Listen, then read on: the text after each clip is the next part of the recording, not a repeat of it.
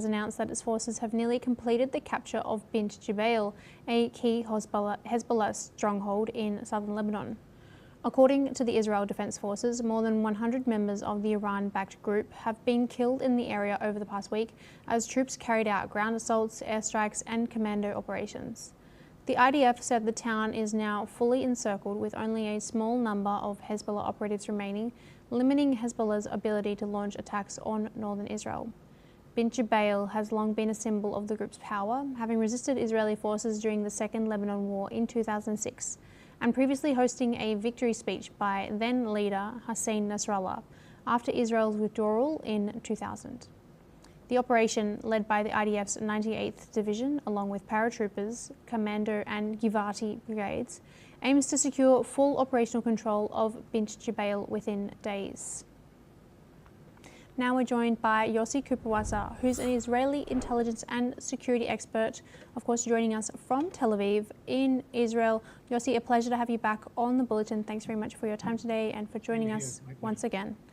Now, Yossi, what more can you tell us about Bint Jbeil, its role as a location for Hezbollah, and what it will mean if the IDF is able to successfully capture this town? Well, Bint Jbeil is a very important town in southern Lebanon. It was ruled by Hezbollah for a long time and serves as a major stronghold of Hezbollah. And I believe that with its fall, it's beyond the operational benefits that it gives the Israeli Defense Forces. It's also a symbolic move in this war against Hezbollah. And on top of that, they also lost a lot of operatives that were trying to carry out terror attacks against Israel from this location. So from all these points of view, it's a major development and strengthen the Israeli control of southern Lebanon. It's a part of the effort to further remove the Hezbollah operatives from the border, to prevent them from launching the direct fire towards Israeli communities along the border.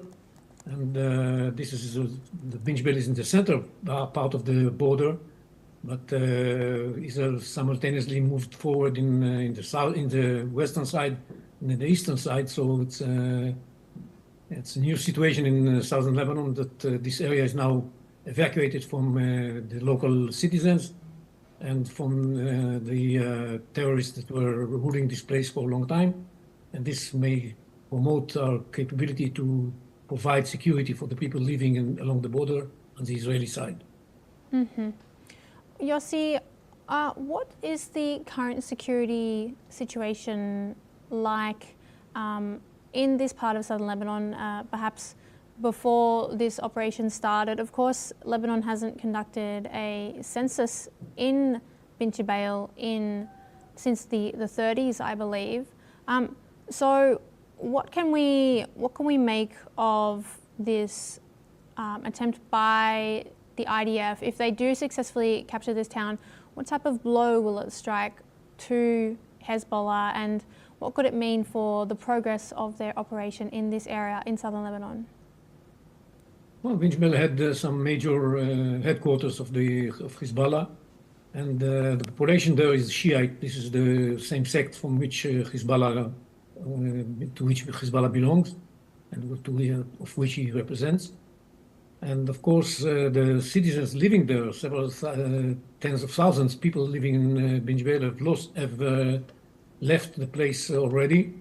So it's a major blow for Hezbollah, and they did have there several hundreds of operatives.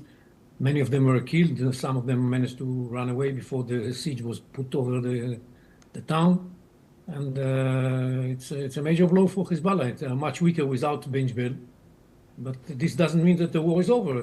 They still keep launching rockets and other weapons from like drones from areas north of Bint Jbeil, from the city of Nabatea and from other places farther north. So we still have work to do. We are not going to take over the rest of the territory. So against those areas, we shall have to continue